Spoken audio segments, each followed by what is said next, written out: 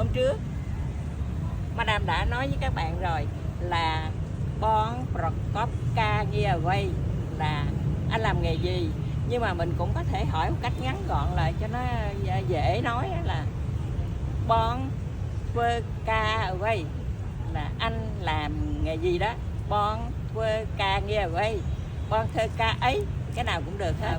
Bon Prokopka Giaway thì mình nói là nhóm chia cru bọn riêng, tôi là giáo viên, và nhóm chia cru pet, tôi là bác sĩ rồi nè. Thì hôm nay mình sẽ nhớ tiếp cái câu là tôi là kỹ sư.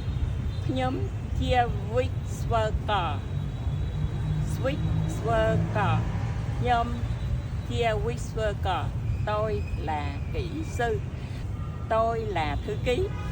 Nhóm chia Lekhathika, nhóm là tôi, chia là Lekhathika là thư ký.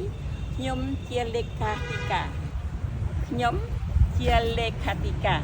Tóm lại, nhóm chia cru bằng riêng, tôi là giáo viên. Nhóm chia cru pet, tôi là bác sĩ. Nhóm chia Whisper, tôi là kỹ sư. Nhóm chia Lekhathika, tôi là thư ký. Dễ nhớ ha.